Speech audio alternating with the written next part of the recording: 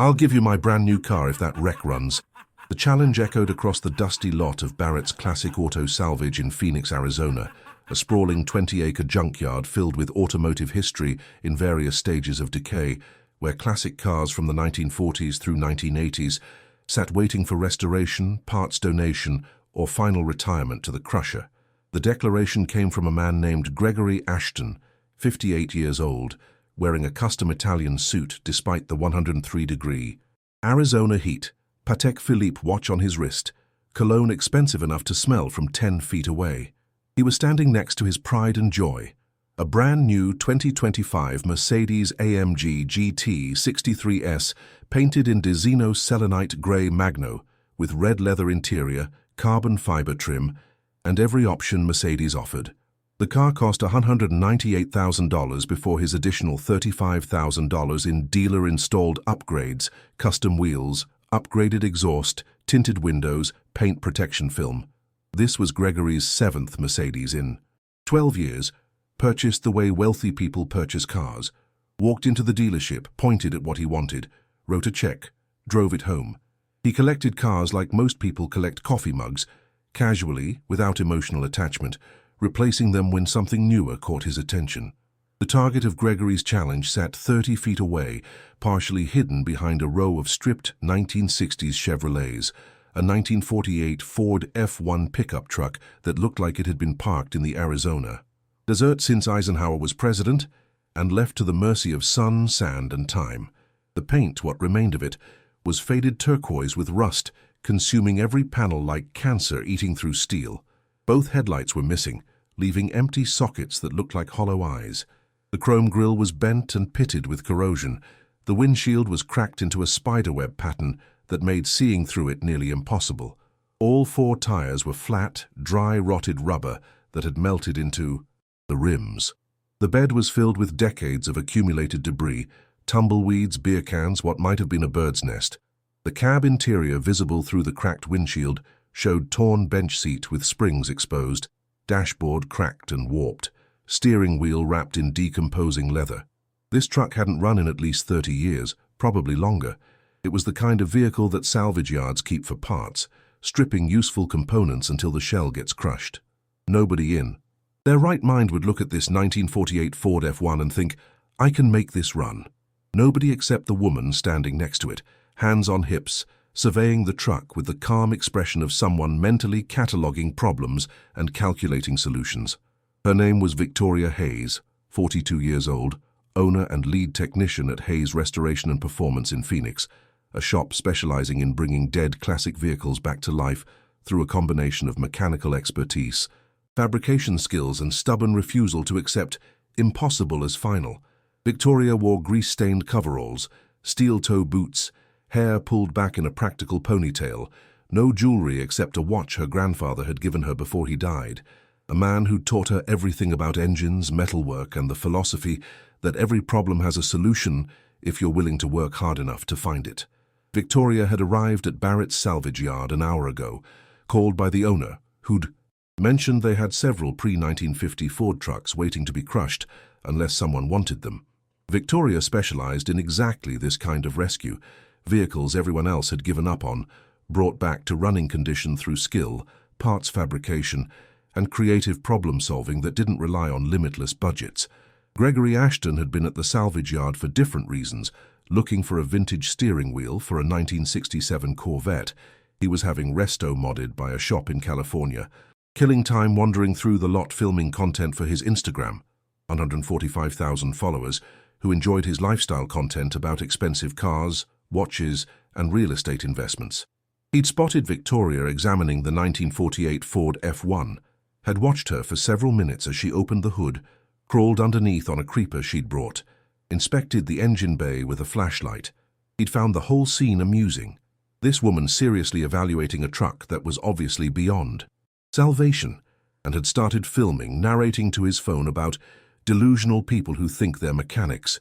When Victoria had asked the salvage yard owner about the truck's price and condition, Gregory had inserted himself into the conversation, commenting loudly that she was wasting her time, that the truck was junk, that it would cost more to make it run than buying something already restored. Victoria had politely ignored him, which irritated Gregory, who was used to people paying attention when he spoke. So he'd made the challenge. If you can get that pile of rust to actually start and run, not just crank, but actually drive under its own power, I'll give you my Mercedes. Right here, right now, title signed over. But when you fail, you admit on camera that you wasted everyone's time. Victoria had looked at Gregory calmly, then at the Mercedes, then back at the Ford F1. You're serious? If I get this truck running, you give me that Mercedes? Gregory laughed. Completely. Serious? Because there's absolutely no way that thing will ever run again. It's been sitting here since before you were born. The engine's seized. The fuel system's rotted. The electrical system doesn't exist anymore. You'd need to rebuild everything, and that takes weeks, months. So yeah, I'll bet my car because it's the safest bet I'll ever make. Before we go further, I want to ask, where are you watching from? United States? Another country? Drop a comment and let me know. And tell me, have you ever been told something was impossible, only to prove everyone wrong? Let's build a community that refuses to quit. Victoria extended her hand. Deal. Give me 6 hours. If this truck starts, runs and drives 50 feet under its own power, the Mercedes is mine. If I fail, I'll apologize on camera and pay you $500 for wasting your time. Gregory shook her hand, grinning like he'd just won a lottery he didn't need. 6 hours? Lady, you couldn't do it in 6 months. But sure, I've got time. This is going to be hilarious content. He immediately posted to Instagram, just bet my AMG GT63S that some random mechanic can't get a 1948 Ford truck running in 6 hours. This is going to be the easiest car I've ever kept. Impossible bet, no dead truck, no shares going to fail. The post got immediate engagement. His followers loved watching him make confident bets. Most comments agreed the truck looked hopeless. A few defended Victoria, saying she must know something Gregory didn't. Most just waited to watch the failure. Victoria pulled out her phone, made 2 calls. Marcus, Nina, meet me at Barrett's Salvage on Grand Avenue. Bring the truck, bring the emergency toolkit and the generator. I need you here in 20 minutes. She hung up, walked to the salvage yard office, negotiated price with the owner. The 1948 Ford F1 sold as is for parts, cost $800. Victoria paid cash, got a bill of sale. Gregory filmed this, narrating, she actually bought it. She paid $800 for scrap metal. This is comedy gold. 23 minutes later, a white Ford F550 crew cab flatbed pulled into the salvage yard with Hayes Restoration and Performance on the doors. 2 people climbed out. Marcus Washington, early 30s, master fabricator and mechanic who'd worked with Victoria for 8 years, and Nina Kowalski, mid-20s, electrical specialist and diagnostic expert who'd been at the shop for 3 years. They'd worked on dozens of impossible resurrection projects with Victoria. They understood what she was doing. This wasn't just about winning a bet. This was about proving a point, that skill and knowledge could accomplish things that money and assumptions said were impossible. Victoria briefed them quickly, while Gregory filmed from a distance, narrating dismissively about how, now she's got a crew like that'll help. Victoria, Marcus and Nina spent the first 30 minutes just assessing. Not working yet, just looking, planning, understanding what they were dealing with. The 1948 Ford F1 used a flathead V8, 239 cubic inches, producing maybe 95 horsepower when new, known for being simple, durable, but prone to overheating and requiring regular maintenance. This particular engine hadn't been maintained in probably 40 years. Marcus pulled the spark plugs. They were so corroded they barely resembled plugs anymore. He poured penetrating oil into each cylinder through the spark plug holes, letting it soak in to free up any rings stuck from decades of sitting. Nina traced wiring. What existed of it? Most of the original harness had been eaten by rodents or decomposed from heat and time. Victoria crawled underneath to inspect the fuel tank, fuel lines, brake lines, drive shaft, transmission. She made notes in a small notebook, calculating what needed immediate attention versus what could wait. At minute 40, Victoria called everyone together. Here's the plan. Engine's probably seized, but Marcus is soaking the cylinders. We'll try to rotate it manually. If it moves, we'll work with it. Fuel system is completely shot. Tanks rusted through, all lines are rotted. We're running a temporary external fuel cell with new lines straight to a rebuilt carburetor I've got in the truck. Electrical system doesn't exist. Nina's wiring a standalone starter circuit and ignition with a battery we brought. Cooling system is dry and corroded. We're bypassing it entirely for now. Running time will be under 5 minutes, so overheating won't be an issue if we monitor. The transmission and drivetrain look surprisingly okay, probably because the truck was parked on flat ground and didn't move. We're not touching brakes. We're only driving 50 feet in the yard. We can stop with the parking brake if needed. Questions? Marcus and Nina shook their heads. They'd done emergency field repairs before. This was extreme, but not unprecedented. Gregory, listening from nearby while filming, muttered, "They're insane. This is never going to work." Marcus and Victoria attacked the engine. Using a 3-foot breaker bar and a socket on the crankshaft bolt, they tried to rotate the engine manually. It didn't move, seized solid from decades of internal corrosion. Marcus poured more penetrating oil into the cylinders, waited 10 minutes, tried again. Still seized. Victoria made a decision. Heat it. We need to expand the block slightly. Marcus used a propane torch, carefully heating the engine block around each cylinder to expand the aluminum pistons slightly, relative to the iron block. After 15 minutes of heating and more penetrating oil, they tried again. This time the engine rotated. Slowly, reluctantly, but it moved. Half a rotation, then a full rotation, then another. The engine was free. Not smooth. The bearings were probably damaged, the rings definitely stuck, but it would rotate, which meant it could theoretically run. Nina worked on wiring. She'd brought a standalone ignition system, a simple setup with a battery, solenoid, starter motor, circuit and ignition coil. She didn't try to integrate with the truck's non-existent wiring, just created a minimal circuit, battery to starter, battery to ignition coil, coil to distributor. She tested the starter motor. It was actually functional, surprisingly, probably because the simple 1940s design was robust enough to survive decades of neglect. The starter engaged and spun the engine. Slowly, grinding, but it spun. Victoria installed a temporary fuel system. The original tank was rusted, through completely unusable. She mounted a 2-gallon plastic fuel cell in the bed, ran new rubber fuel line from the cell through a simple inline filter to a carburetor she'd rebuilt last month for a different project. The carburetor was a period-correct Holly 94 that she'd cleaned, rejetted and tested. She bolted it to the engine's intake manifold, connected the fuel line, manually primed the carburetor bowl with fresh gasoline. Elapsed time, 3 hours, 12 minutes. Gregory was getting nervous. Not that he'd lose, he still thought that was impossible, but that maybe she'd get closer than expected, which would make him look less clever if she came reasonably close to success.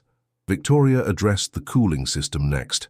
The radiator was completely corroded, hoses rotted, water pump questionable. She made an executive decision. Don't fix it. The truck only needed to run for 5 minutes maximum. Modern engines overheat quickly, but these old flathead V8s were slow to heat. Even when cooling systems failed, she removed the thermostat entirely, filled the block with fresh water directly through the radiator opening, and calculated they could run for maybe 3 to 4 minutes before temperatures became dangerous. That would be enough. At 4 hours, 30 minutes, they were ready for a test. Marcus connected jumper cables from their truck to the 1948 Ford's battery circuit. Nina verified all electrical connections. Victoria confirmed fuel in the carburetor. Marcus cranked the starter. The engine turned over, grinding, complaining, parts that hadn't moved in decades being forced to work. No ignition yet. Nina checked spark. Nothing. She traced the issue to the distributor, which was so corroded internally that points weren't making contact. She pulled the distributor cap, filed the points clean with sandpaper she'd brought, reassembled it. Tried again. This time, spark. Marcus cranked again. The engine turned, coughed, backfired through the carburetor, sending a small flame shooting upward, then died. Fuel's there, spark's there, timing's off, Victoria diagnosed. She adjusted the distributor position, rotating it slightly to advance timing. Try again. Marcus cranked. The engine turned, coughed, caught on 2 cylinders, died. Adjusted timing slightly more. Cranked again. This time it caught on 4 cylinders, running rough, smoking blue smoke from burning oil, backfiring occasionally, but running. Actually running. Gregory's confident smirk disappeared. Victoria monitored temperature, climbing slowly but not dangerously yet, ran for 30 seconds, shut it off. Success. The engine ran. But running wasn't the bet. Driving was. Victoria inspected the transmission, a manual 3-speed known for simplicity. She manually shifted through gears while Marcus rotated the drive shaft. Everything moved, linkage worked. She checked the clutch pedal, surprisingly functional. The hydraulics probably dried out, but mechanical linkage still operated. Brake pedal had no resistance, hydraulics completely gone, but the parking brake cable still connected. She made another decision. They'd drive it using first gear only, starting on flat ground, moving 50 feet, stopping with parking brake. Not elegant, not safe for public roads, but sufficient for proving the bet. At 5 hours, 48 minutes, Victoria climbed into the driver's seat. The bench seat's springs dug into her back. The steering wheel felt loose and disconnected. Marcus and Nina stood ready with fire extinguishers. Not joking, the truck could catch fire from oil leaks or electrical shorts. Gregory stood filming, mouth slightly open, genuinely shocked they'd gotten this far. Victoria turned the key. Nina's makeshift ignition worked.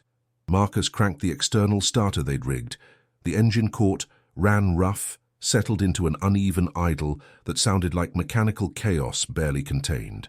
Victoria pressed the clutch. It worked, surprisingly. She shifted into first gear using the floor-mounted stick that ground horribly but engaged. She released the clutch slowly. The truck lurched forward, moved, actually moved under its own power for the first time in probably 40 years, bouncing on flat tires, engine smoking, exhaust backfiring but moving.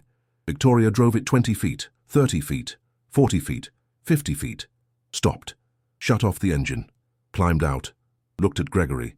That's 50 feet under its own power. I believe you owe me a Mercedes. The salvage yard had gone silent. Workers who'd gathered to watch this insanity stood stunned. Marcus and Nina were grinning, high-fiving. Gregory stood frozen, phone still recording, his brain trying to process what had just happened. He'd just bet his $200,000 Mercedes on something he'd been absolutely certain was impossible, and he'd lost. To a woman mechanic he'd mocked on camera for 4 hours. He looked at the 1948 Ford F1, still smoking slightly from running hot, sitting on flat tires in the Arizona dust, looking exactly as rough as it had 6 hours ago, but undeniably capable of motion. He looked at Victoria, calm and professional, waiting for him to honor the bet. Gregory's face went through several expressions: shock, disbelief, embarrassment, resignation. Finally he spoke. You actually did it. You got that wreck to run and drive. I didn't think it was possible. Victoria shrugged. Most people don't. That's why I win bets like this. Gregory pulled his Mercedes keys from his pocket slowly, like they weighed 100 pounds. A bet's a bet. I said if you got it running, the car's yours. I meant it. He handed her the keys, pulled out his phone, stopped recording, then restarted recording himself. 6 hours ago, I bet my Mercedes AMG GT63S that a mechanic couldn't get a 1948 Ford truck running. I was wrong. She did it. I'm handing over the keys. This is the most expensive lesson in humility I've ever received. Never underestimate skill. Never assume something's impossible because it looks hard, and never bet against someone who clearly knows what they're doing. He posted the video immediately. Within hours, it had 1 million views. Within days, 5 million. News outlets picked it up. Automotive forums discussed the technical details. People debated whether Gregory should have honored the bet. He did, publicly, which earned respect. Victoria drove the Mercedes home that evening, Marcus and Nina following in their truck towing the 1948 Ford F1 on a trailer. She parked the Mercedes in her shop, looked at it for a long moment, then made a decision. She called Gregory the next day. Mr. Ashton, I want to propose something. That Mercedes is worth about $200,000. The Ford restoration will cost maybe $25,000 to do properly. New engine rebuild, transmission service, complete brake system, wiring, interior, paint. I'll restore it correctly, make it a real driver, and I'll sell you the Mercedes back for $25,000. You get your car back at a Discount. I get funding for the Ford build, and we both walk away winners. Deal. Gregory thought about it. The Mercedes was valuable, but keeping it felt hollow after losing the bet publicly. But buying it back for $25,000, 1/8 of what he'd paid, felt like Victoria was offering him grace. Deal, but only if I can watch the Ford restoration and learn from you. I want to understand how you think about these problems. I'll pay your shop's hourly rate to essentially apprentice and watch the build. Victoria agreed. Over the next 6 months, Gregory showed up at Hayes Restoration weekly, watching Victoria rebuild the 1948 Ford F1. He learned about metal fabrication, engine machining, electrical diagnosis, chassis restoration. He got his hands dirty, literally, helping with tasks Victoria assigned. He discovered that he genuinely enjoyed working on cars, understanding their mechanical elegance, solving problems with skill instead of just money. The Ford build became legendary in classic car communities, documented on Victoria's YouTube channel, which grew from 8,000 subscribers to 240,000 during the build, featured in magazines, discussed in forums. When completed, the 1948 Ford F1 looked stunning. Original turquoise paint properly restored, flathead V8 rebuilt to factory spec, interior retrimmed in period-correct materials, chrome replated, everything functional. Victoria drove it as her personal truck, a rolling advertisement for her shop's capabilities. Gregory bought a 1951 Chevrolet pickup from an auction and restored it himself with Victoria's guidance, discovering a passion for hands-on creation he'd never known existed. They became friends, unlikely ones, but genuine. The story became a teaching case about humility, assumptions, and the difference between wealth and skill. Gregory's original mocking video and his follow-up honoring the bet were both used in business schools, technical schools, even philosophy classes discussing pride and learning. Victoria's shop grew dramatically. People wanted the mechanic who'd won a Mercedes by making the impossible happen. She hired 3 more technicians, expanded from 1 building to 2, started offering restoration services and teaching seminars on emergency field repairs and creative problem-solving. The 1948 Ford F1 became iconic, appeared at car shows, won awards, inspired dozens of similar rescue builds. People stopped Victoria constantly asking about the truck that won a Mercedes. She always told the story the same way. It wasn't about winning a car. It was about proving that skill, knowledge, and persistence can accomplish things that look impossible to people who don't understand how systems work. That truck had problems, but every problem had a solution. I just worked through them systematically until it ran. Same approach works for any challenge. Break it into solvable pieces, solve each piece, and suddenly the impossible becomes done. Gregory kept that lesson. He changed how he approached business, life, and interacting with people. He stopped assuming his wealth made him smarter, stopped dismissing people based on appearance, started valuing capability over credentials. His social media content shifted from showing off expensive purchases to documenting his restoration projects and skills he was learning. His followers noticed. Many appreciated the change. Some missed the old arrogance. Most just enjoyed watching someone grow. The 1948 Ford F1 that nobody believed would run became a symbol, not of Victoria's skill specifically, though that was evident, but of the broader truth that impossible is often just difficult disguised by assumptions, that every machine wants to work, if you understand it and treat it correctly, that patience and knowledge beat money and ego every single time. So one final time, where are you watching from? And what's your impossible story? The thing everyone said couldn't be done that you did anyway? Drop it in the comments. Because Victoria Hayes proved that impossible is just a word, that skill matters more than wealth, that a $800 wreck can beat a $200,000 Mercedes if you know what you're doing. Let's build a community that does the unthinkable, together.